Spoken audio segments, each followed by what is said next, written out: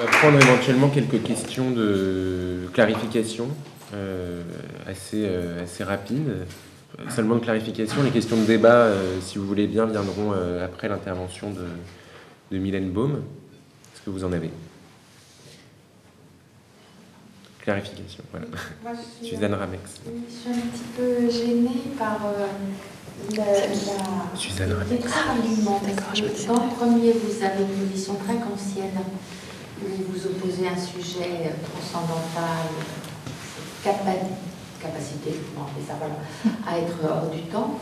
Et dans votre troisième argument, en faisant de la dignité simplement le résultat d'une relation qui s'établit, là, oui. vous n'êtes plus du tout kantienne, oui. puisque justement, voilà, toute la thèse de Kant sur la dignité qui va impulser ensuite le sens contemporain du mot, c'est oui. que justement, elle est intrinsèque à l'être et que oui, voilà, elle n'est pas construite empiriquement. Mais oui, mais les deux. Et puis, je pense que pour le monde du soin, ce que vous dites est, au premier abord, irrecevable, parce que toute la construction justement du soin, il me semble, en tout cas au cœur de l'espace éthique, repose sur cette thèse que, quel que soit l'état d'un être humain, même très dégradé moralement, ou quoi qu'il ait fait,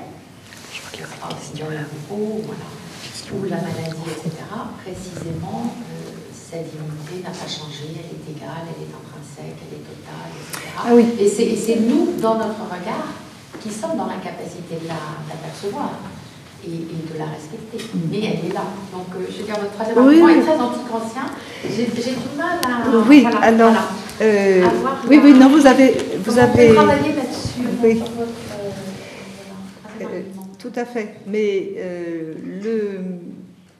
si vous voulez, la dignité a trois dimensions. Elle a une dimension intrinsèque universelle au sens kantien que j'accepte. Moi, je ne la rejette pas, je ne la repousse pas.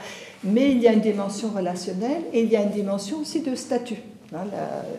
Donc, la dignité est un concept très, très problématique, très compliqué, mais au moins, on peut quand même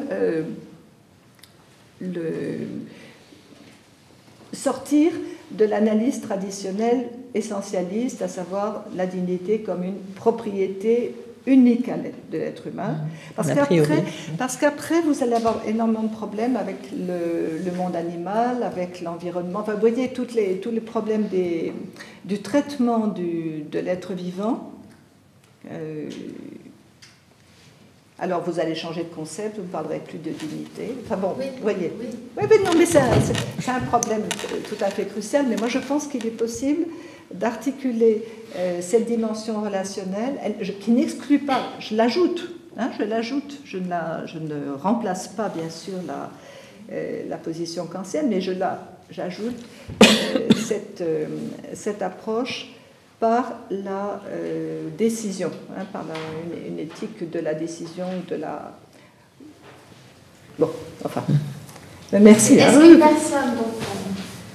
qu'une personne dont on ne reconnaîtrait pas la dignité, que personne ne traiterait comme si elle appartenait à l'humanité, serait exclue d'un droit à la justice? C'est la question du criminel. Oui, du monstre, etc. Ou de l'être humain dans les camps de concentration dégradé. Ou n'ayant jamais eu la moindre dans des handicaps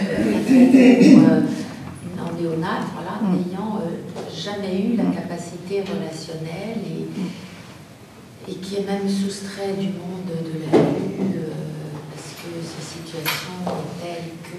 Voilà. Comment dire quand même que... Mais c'est la différence, si je peux me permettre, entre une capacité et une capacité qui, précisément, est un projet qui relève d'une conscience non intentionnelle. C'est-à-dire que c'est le choix d'une société d'attribuer ça à l'humain avant la naissance, après la mort. Je veux dire, oui, non, mais là, on est on est dans le même type d'argument Oui. que ce que je disais tout à l'heure.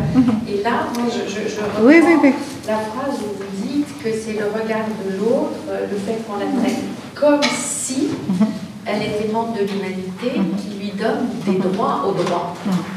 Et si personne ne regardait cet être comme si, il perdrait son droit au droit. Moi, je ne peux pas admettre la conséquence. Oui. D'accord, mais si vous voulez, ça découle de ma perspective, comment est-ce qu'on peut dire développementale en français? Non, on peut pas. On peut dire, voilà, c'est ça. Non, mais c'est pour ça, la hypothèse enrichit. Si je peux me permettre, reste rationnel. Moi j'avais compris que votre propos consistait à dire qu'il faut la traiter comme si elle était un être humain. Enfin, pour moi, c'est un devoir. C'est une éthique du devoir. Oui, voilà, tout à fait. c'est un devoir que l'on a à l'égard de tout être humain, de la traiter comme si, cette personne était un être humain. Donc ça ne dépend pas de s'il existait empiriquement. C'est ça. Voilà. Oui. Donc je ne vois pas tellement en quoi. Je crois qu'il y a une question. Alors, une question de clarification, si c'est possible. C'était juste pour répondre à l'idée que dans le soin, par définition, on est dans la situation de reconnaître l'autre comme un humain. Moi, je ne crois pas du tout ça. Je crois justement qu'on n'est pas le soin n'est pas spécifique de la relation. Enfin, la relation du soin n'est pas spécifique. Et la question de reconnaître l'autre comme un être humain, elle est d'autant plus importante dans le soin qu'on est en position éventuellement d'attaquer l'autre, de le tuer, de faire de l'abus de confiance. Enfin, c'est des choses qu'on repère tous les jours dans les c'est un pouvoir auquel on essaie de ne pas participer. Tout à fait. C'est pour que notre partie noire ne participe pas, malgré la colère, la fatigue et la violence qu'on a tous.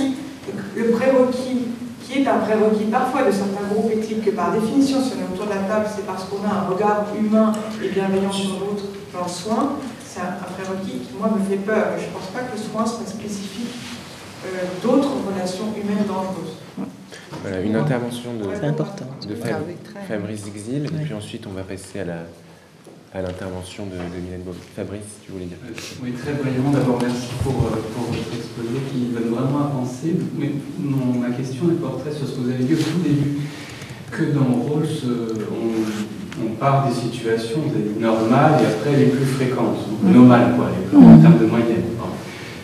Mais en vous écoutant, j'avais le sentiment que face au fait que dans la théorie rawlsienne, il y a une certaine situation qu'on n'envisage pas, vous vous rabattiez sur... Moi, au contraire, je trouve très kantien la fin de l'exposé. C'est une réinterprétation je trouve très kantien.